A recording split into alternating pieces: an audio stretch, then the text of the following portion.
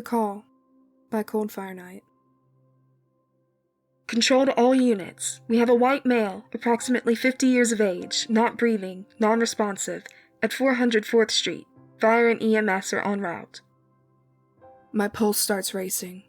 I know that house. The little brick one on the corner.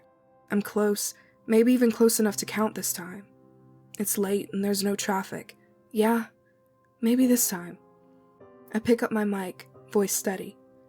349 Control, en route. ETA, 2 minutes. 2 minutes isn't very long, unless someone is dying. I flip the switch, bringing flashing lights and blaring sirens to life. Slamming the gas pedal to the floor won't make my car accelerate any faster, but I do it anyway. I hear the other units responding, further away than I am, and know that I'll be there first. Know what that means. Doesn't matter if streets blur by while I shift my eyes to keep tunnel vision from settling in. 349 Control, ETA for fire and EMS? Silence. This is the silence I hate, knowing the answer is almost always not soon enough. 349, fire says 5 minutes, EMS says 10. Roger, I respond, knowing it's all on me until the others show up. There it is, 4th Street. I shift my foot from gas to brake, back to gas, barely slowing enough to make the turn. Thank God there's no traffic, and I'm only 4 blocks away. 4 blocks. Maybe this time. There. People outside the house, standing by the road, waiting on help to come. I need to park clear of the entry so the others can get inside quickly when they arrive. They'll need room, and this is such a small house. I kill the sirens and grab the mic again. 349, Control, show me on scene. They acknowledge me as I brake and slide to a stop, clear of the front entrance. I jump out, killing the siren but leaving my lights flashing for the others to see, while sparing a precious second to lock the door, securing my car and the weapons inside before placing them out of my mind for now. There are people around me now, all yammering as I run for the door, hoping I'm in time. I pass through the door. God, this living room is so small. And see him lying on his side on the floor, body giving small twitches. Someone says Control told them to put him like that. I'm grateful. At least someone was listening this time.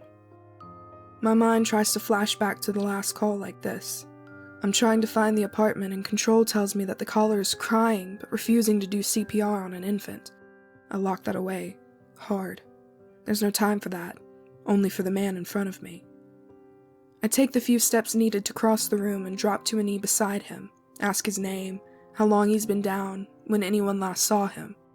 One of them was in the room with Steve, and now I know who I'm trying to save, when it happened, and they called immediately, so maybe 5 minutes. The others flutter around us, asking me if Steve will be alright, if he'll make it. They're full of hope, worry, fear for him. I can barely hear the next siren, but give them the confident expression they want, they need, as I place my hands on Steve's chest. I look from them to Steve. Steve, can you hear me? Pause. No response. Steve, I'm going to start CPR on you. Help is on the way. Still no response, so I notify Control that I'm starting compressions to cancel timer. God, that sounds ominous, but I don't need the distraction. They watch me struggling against death, trying to save Steve from him. My focus splits once I press down. They'll want information about his health and any medications he's on. Push, push, push, push. Come on, damn it. Not another one, please. I was here as fast as I could. Please let it be enough. Push, push, push, push. They tell me that Steve had open heart surgery a couple of weeks ago. Do I feel his ribs giving beneath my hands? Can I keep pushing this hard on him? My back's to the door, but I hear someone else come into the room. The rookie, Turner, comes into view and stops. I spare a glance at him and see it. This is his first one, his first time seeing someone trying to save a man, and he's frozen in place. I remember that time and give him what he needs. Push, push, push, push.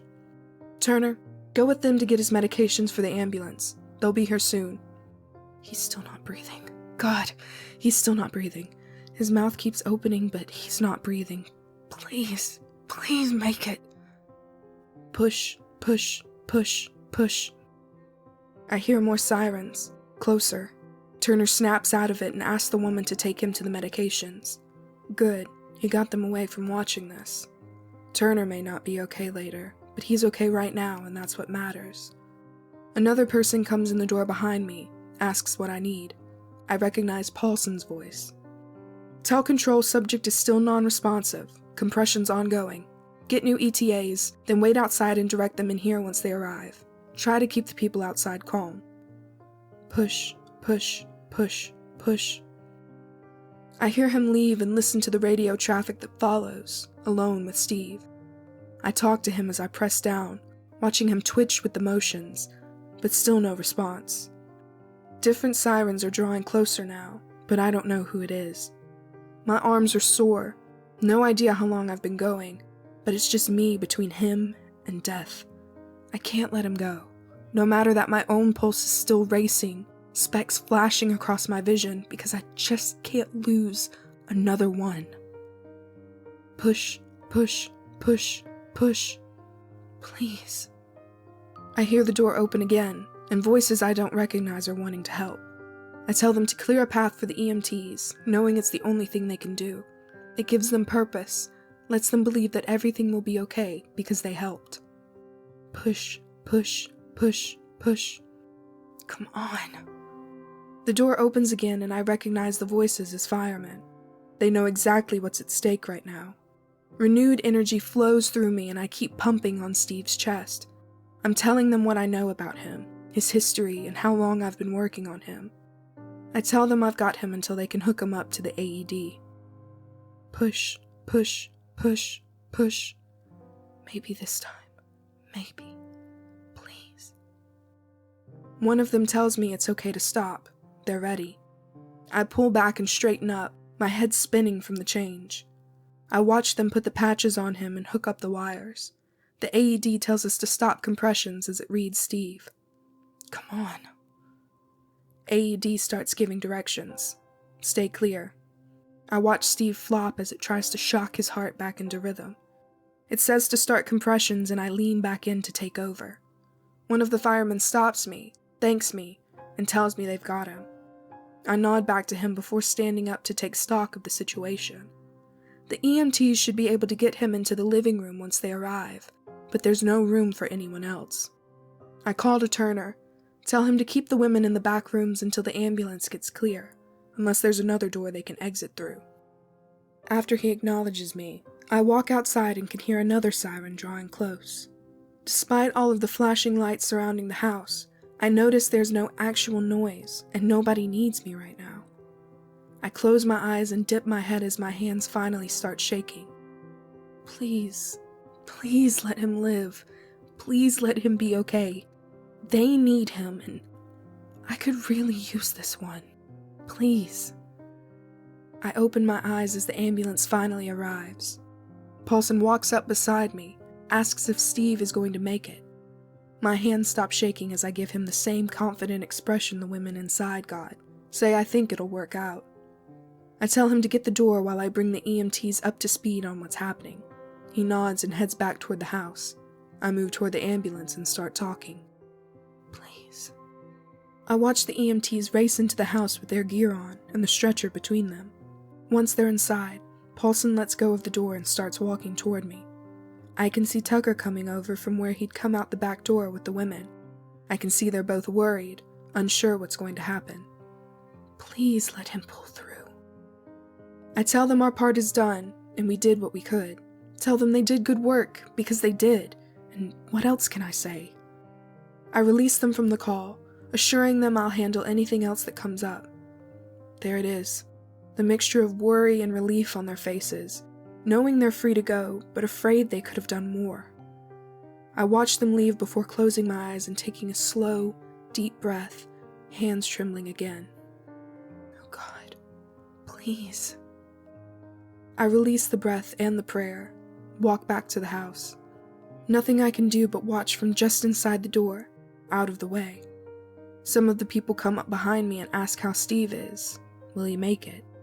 I assure them he's getting the best care possible until he's stable for transport. They nod, accepting my words, and walk away. I watch them work on Steve. Push, push, push, push. The AED speaks. They get clear. Steve's body jerks with shock. The machine speaks again. Repeat. The cycle is too familiar, but I don't look away. Can't look away. I see it when it happens. Steve jerks, then gasps and coughs. The machine tells them to stop compressions. Everyone starts talking to Steve then. Does he know who he is, where he is? Does he know what happened? They move him to the stretcher and I hold the door for them. I help them load Steve into the ambulance and he's talking. The family's talking to him, letting him know they'll be right behind him. I look up to the night sky, smiling. Thank you. Thank you for that. I key up my mic, hands steady once again. 349, control. Ambulance has the patient, en route to the hospital. I'll be back in service.